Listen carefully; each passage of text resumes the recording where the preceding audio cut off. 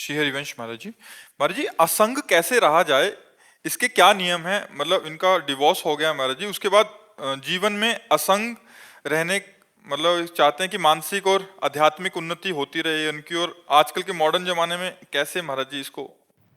जब तक हम अंतर्वृत्ति को भगवान से नहीं जोड़ते हैं तब तक असंगता हो ही नहीं सकती, क्योंकि मन किसी न किसी वस्तु, व्यक्ति, स्थान का आश्रय लिए बिना रह नहीं सकता। इसका स्वभाव है, ये आश्रय लेके ही रहेगा। देखो, आप शांत होके देखो तो कोई व्यक्ति चल रहा है दिमाग में, या कोई वस्तु, या कोई स्थान, या कोई घटना, या कोई परिस्थिति, वो आश्रय लेकर उसका चिंतन करता रहता है। तो इसके इन आश्रयों का, जो पूर्व में आश्रय लेकर अपने अंदर कैसेट बना लिए, जब हम नाम जप करते हैं तब तो हमें खोल के दिखाता है कि ये कमाई है हमारे पास, तो हमें उसे डिलीट करनी है और नई होने न पावे। इसके लिए हमें हर समय नाम जप करना है, अंदर से वृत्ति जोड़नी है। अब बाहर से अंगुली से माला चल रहा है और जबान चल रही मुख में और मन चल रहा है संसार में, तो भी असंग नहीं हो पाए।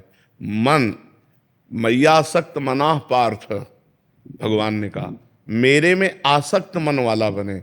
तो भगवान की जब हम लीला कथाएं सुनते हैं, जैसे भागवत का 10वें स्कंद है, हम स्वयं पढ़ें, हम खूब कानों से सुने, भगवान की लीला कथाएं सुनते हैं, भगवान का नाम जप करते हैं और भगवान के मार्ग में चलते हैं, तो हमारे अंदर एक पावर आता है, भागवतिक पावर। उससे हम असंग रहते हैं, हमें अच्छा ही नहीं लगेगा। ऐसे लगता है कि मैं अकेला हूं, कोई तो मेरा होना चाहिए, ऐसा लगता है ना, सबको लगता है। जिसके हम गोद में सर रखकर चैन से सो सके वो केवल भगवान है, नहीं तो संसार कपटी है।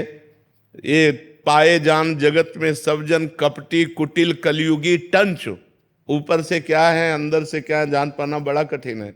ऊपर से कुछ और भाषा है और दिखावा है, और अंदर से बहुत और दिखावा है। तो एक है जो भीतर और बाहर दोनों से एक है, वो भगवान है। भगवान का हम आश्रय लें, जिससे भी मिले हमारा पवित्र व्यवहार होना चाहिए, गंदा आचरण नहीं होना चाहिए।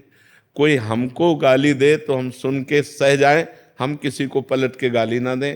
और नाम जप करें तो धीरे धीरे हमारे अंदर अध्यात्म की वो योग्यता आएगी जिसे असंगता कहते हैं। असंगो हम पुरुषा, मैं असंग हूं, यह ऐसा अनुभव होगा, क्योंकि वास्तविक हम असंग हैं।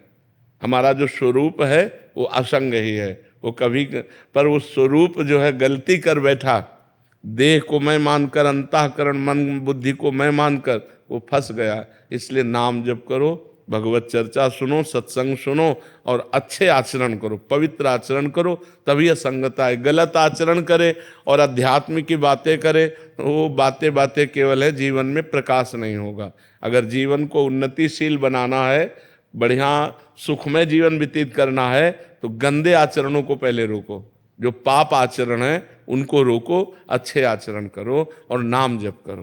बाबा इसका बल आपको नहीं, ये बल जो हमें जहां से मिला है वही खजाना तुम्हें दे रहे हैं। मान लो हम कह रहे राधा राधा जपो, भगवत चर्चा सुनो, तो इसी से तो हमें बल मिला है। जिस बल से हम टिके हुए हैं वही बल हम सबको दे रहे हैं। अगर इस बल को आप स्वीकार करें तो लंबे समय में आप खुद अनुभव करेंगे कि आपके अंदर कैसी क्षमता बढ़ रही है, आपके अंदर कैसे भाव बढ़ रहे हैं। जी।